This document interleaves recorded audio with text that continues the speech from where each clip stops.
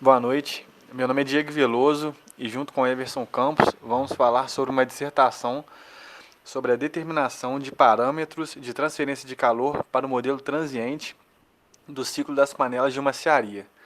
Este trabalho visa demonstrar uma aplicação dos processos associados aos fenômenos de transporte aplicados na área de metalurgia. Dessa forma, trabalharemos características da transferência de calor especificamente de panelas utilizadas na cearia de siderúrgicas. O mesmo é apresentado como atividade da disciplina de Fenômenos de Transporte aplicados na Engenharia Metalúrgica, do curso de Engenharia Metalúrgica do Instituto Federal do Sudeste de Minas Gerais, Campus Juiz de Fora.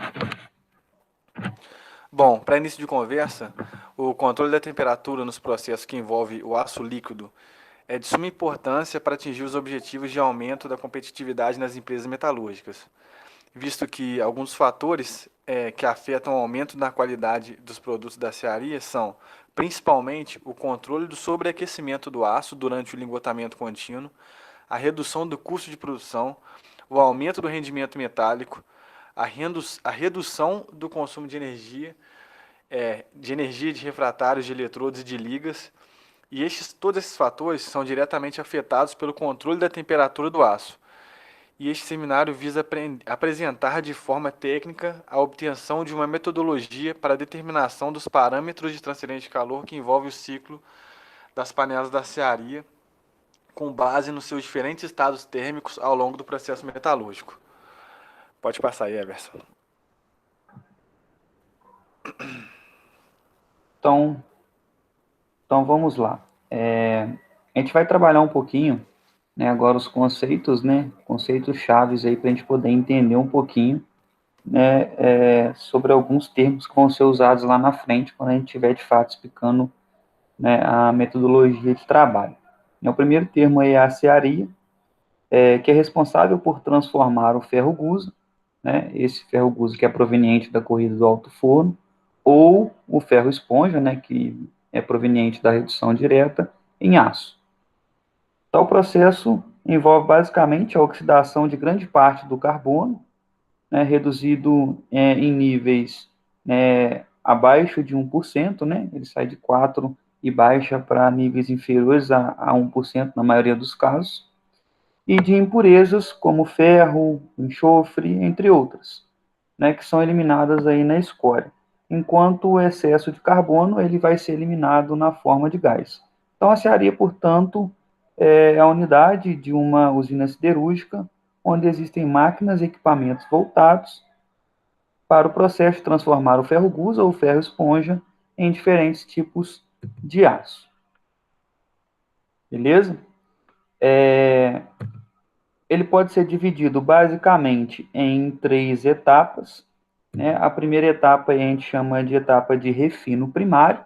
Né? Então, a cearia, quando a gente fala de refino primário, a gente está falando basicamente do princípio aí de reduzir carbono em impurezas, né? Através, né, do conversor LD, né? Quando a gente fala de uma cearia do tipo LD. Refino secundário, onde basicamente vão haver ajustes finos aí de composição química, né, do aço, e por fim a terceira etapa, que seria a etapa voltada para o lingotamento, né, e geralmente hoje, né, nas usinas, né, siderúrgicas trabalha-se basicamente com lingotamento contínuo. Então o aço ele vai a partir daí ser transformado então em barras, ok? Outro conceito que a gente vai trabalhar é o conceito voltado para as panelas da cearia, né, que são recipientes que comportam o aço líquido e são revestidos basicamente de materiais refratários especiais, né, que resistem a altas temperaturas e também têm uma elevada resistência ao desgaste. As panelas necessariamente precisam trabalhar em temperaturas adequadas, para que não haja, né, grandes perdas de energia calorífica no aço líquido e para que os refratários não sofram também, né, com choques térmicos. Um controle de temperatura no ciclo operacional das panelas é primordial para que o acerto da temperatura do aço líquido, né, gere um menor consumo de energia elétrica, como, né, o Diego já havia dito. E também para diminuir perdas, né, caloríficas pelas panelas. O ciclo de uma panela ele é composto por uma sequência de duas operações, né, operações divididas basicamente em duas etapas, onde a gente tem a primeira etapa de panela cheia, né, aquele momento em que há o líquido, há o aço dentro da panela, e a segunda etapa, onde a gente tem a panela vazia. Né? Em que momento isso acontece? Nos momentos em que há necessidade de limpeza, manutenção, adição de areia para vedação, né? Ou o tempo simplesmente de espera para o vazamento. E é nessa etapa onde há, né, as maiores perdas em relação ao processo de calor. Né? As maiores perdas de calor acontecem no momento em que a panela está vazia. Aqui do lado a gente tem um fluxogramazinho, né, que visa basicamente representar, né, o processo, né, de trabalho, né, de uma panela dentro de uma acearia, os momentos em que né, em que a panela está vazia, que está demonstrado na cor vermelha, e os momentos em que a panela está cheia estão demonstrados aqui na cor preta. Outros conceitos que a gente vai trabalhar aí também associados, né, a informações importantes que a gente vai usar no nosso trabalho são os conceitos associados aos mecanismos de transferência de calor. O primeiro mecanismo de transferência de calor é a radiação, né, também conhecida como irradiação, é uma forma de transmitir o calor por meio de ondas magnéticas. Né? Então, não há necessidade de contato físico direto para que haja transferência de calor, coisa que acontece, né, que é utilizado, né, para interpretar o conceito de condução, onde a partir daí a gente necessariamente precisa de um contato direto, né, um contato físico direto, para que haja de fato a transferência de calor. E por fim, né, o último mecanismo é o mecanismo da convecção, que é aplicado somente em líquidos e gases.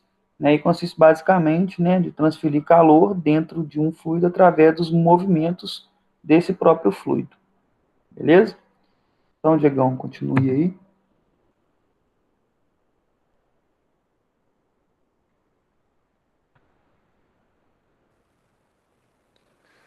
Bom, o pressuposto do autor foi a obtenção de um modelo fenomenológico transiente que possibilita a análise dos estados térmicos das possíveis situações de operações das panelas, com foco em analisar o estado térmico das panelas em diferentes condições operacionais, proporcionando melhorias nas previsões das taxas de queda de temperatura do aço líquido e, consequentemente, uma otimização do controle de temperatura do aço. Pode passar, Everson.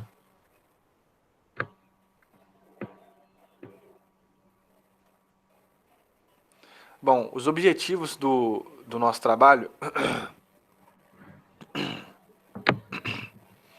Os objetivos do nosso trabalho consistiram na obtenção de uma metodologia para a determinação dos parâmetros de transferência de calor que envolvem o ciclo das panelas de uma cearia com base nos seus diferentes estados térmicos ao longo do processo, através da minimização da diferença entre os valores obtidos pelo modelo e os dados experimentais. Basicamente, é definir um modelo fenomenológico transiente, implementar uma rotina de otimização capaz de ajustar os dados de processo da panela ao modelo desenvolvido, a previsão dos perfis de temperatura dos revestimentos refratários, a análise da obtenção do estado termicamente estável das panelas e a análise e otimização dos padrões de aquecimento. Pode passar. Bom, a temperatura do aço líquido, como já foi falado, depende diretamente das perdas térmicas que ocorrem no período em que o aço está em contato com as panelas da cearia, durante os vários ciclos das panelas. Essas perdas térmicas podem ocorrer para o ambiente através dos mecanismos de radiação e convecção, ou para as camadas refratárias das panelas, através do mecanismo de condução. A quantificação dessas perdas térmicas, que ocorre durante todos os ciclos das panelas na cearia, é de extrema importância para o melhor controle da temperatura do aço. E as duas principais fontes de perdas térmicas do aço durante esses ciclos são as perdas pela escória e as perdas pelas camadas refratárias. Podemos ver aqui à nossa direita um modelo de transferência de calor do aço líquido através da escória, onde ocorre radiação e convecção da escória para o ambiente externo e a convecção natural, a condução do aço líquido com a escória. Após a transferência do aço para a panela, uma camada de escória líquida geralmente é formada nessa parte superior do metal, tendo sua parte superior solidificada à medida que o calor ele é transferido da escória para a atmosfera. Visto que a taxa de transferência de calor no topo da escória para a atmosfera ele é maior do que a taxa de transferência de calor do aço líquido para a escória. E este calor que ele é conduzido através da camada da escória, ele posteriormente ele é perdido por radiação e convecção, como eu falei, para o ambiente. E isso caracteriza as perdas térmicas pela escória. Essas perdas podem ser influenciadas por diversos fatores inerentes ao processo, como a geometria das panelas, a emissividade, temperatura da escória, propriedade térmica dos refratários, etc. Bom, a espessura dessa camada de escória ela influencia diretamente nas perdas térmicas do aço. Ou seja, quando se trabalha com camadas mais espessas de escória, essa perda térmica, essa perda de calor através do topo, ela é mínima. Mas, porém, à medida que o aço, essa camada de escória ela é muito fina, resulta numa grande perda de calor, consequentemente uma queda maior da temperatura do aço. Agora à direita, nós podemos ver também que existe uma perda de calor pelas laterais e pelo fundo das panelas da cearia, que são revestidos por materiais refratários. E esses materiais refratários compõem as camadas das panelas, que compõem as camadas das panelas, possuem alta capacidade de retenção de calor, decorrente dos valores elevados de calor específico e densidade desses materiais. Por esse motivo, as perdas para as camadas refratárias podem chegar a 80% das perdas térmicas totais do aço. Visto que para atingir o equilíbrio térmico entre o aço líquido e as camadas refratárias, se faz necessário uma alta taxa de troca de calor. Mas após uma quantidade sucessiva de ciclo nessas panelas, essas taxas de perdas assumem um comportamento próximo ao estacionário, onde o perfil de temperatura no interior desses refratários praticamente se repetirá em todos os processos desses ciclos de panela. Este estado caracteriza o estado térmico dinamicamente permanente ou dinamicamente estável e representa o estado no qual ocorre a estabilidade das perdas térmicas do aço líquido para as panelas nas diferentes etapas de processo. Então, o que quer dizer isso tudo? Esse estudo explica que uma panela que entra no ciclo pouco aquecida, ela demora mais tempo para atingir esse estado térmico estável. E foi analisado a influência da temperatura do pré-aquecimento de uma panela sobre a quantidade de energia armazenada nas camadas refratárias, ou seja, a quantidade de calor que é perdido do aço líquido. Pode passar aí, Everson.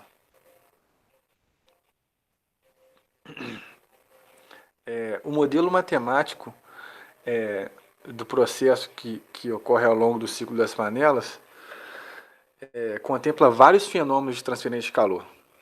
Nesse sentido, modelos transientes foram implementados para simular o comportamento térmico de uma panela na cearia, quando submetida aos seguintes processos: o aquecimento das panelas novas, ou panelas fora de ciclo, podemos dizer assim também, panelas com aço, contemplando os seguintes procedimentos, no caso de panelas com aço: transferência, que é o vazamento do aço nas panelas, o refino secundário mesmo em si, o processo de refino, e o transporte. As panelas no lingotamento contínuo, especificamente, e as panelas vazias, contemplando os seguintes procedimentos, que é a preparação das panelas, a remoção de escória, a preparação e o aquecimento, a manutenção dessas panelas e o transporte. Pode passar, Everson.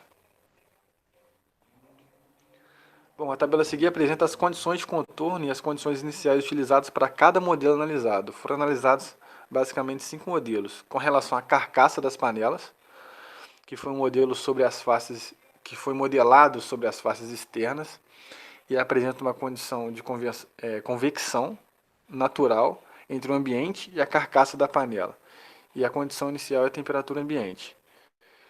E para as panelas novas, fora de ciclo, as condições de contorno são as fases internas das panelas e a condição inicial utilizada também é a temperatura ambiente. Pode passar, Everson. Com relação às panelas com aço, verificamos que a temperatura na interface refratário-metal é sempre igual à temperatura do aço. No caso da panela cheia, apresenta convecção, apresenta convecção por condução, e condição inicial sendo a temperatura do processo anterior.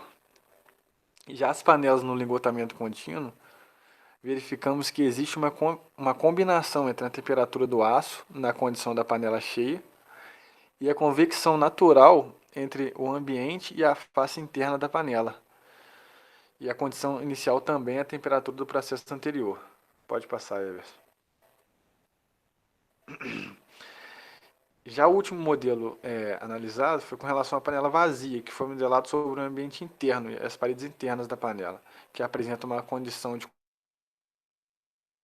convecção natural e radiação entre o ambiente e a parede interna, sendo a condição inicial a temperatura ambiente. Pode passar, Everson. Bom, devido aos problemas envolverem equações, esses problemas envolverem equações diferenciais complexas, essas análises foram realizadas a partir de utilização de determinados métodos numéricos. Eu não vou entrar em detalhe em quais métodos foram usados aqui, porém, esses métodos foram aplicados utilizando um software chamado MATLAB, o qual serviu como ferramenta computacional nessa modelagem e simulação desse processo. Sendo assim, para a resolução do modelo, inicialmente foram processadas as propriedades e dimensões dos materiais e das panelas, e as condições de contorno e condições iniciais de cada modelo aplicado. Logo após isso, houve a definição do modelo que seria utilizado. Ou seja, se seria o aquecimento, a preparação, o transporte, o lingotamento, a própria corrida do aço. Definiu-se o tempo de cada processo e assim foi gerado os perfis de temperatura para cada modelo específico. Através desses perfis de temperatura, conseguiu-se calcular o ganho de energia nos refratários e a perca de temperatura no aço líquido. Vai ser com você.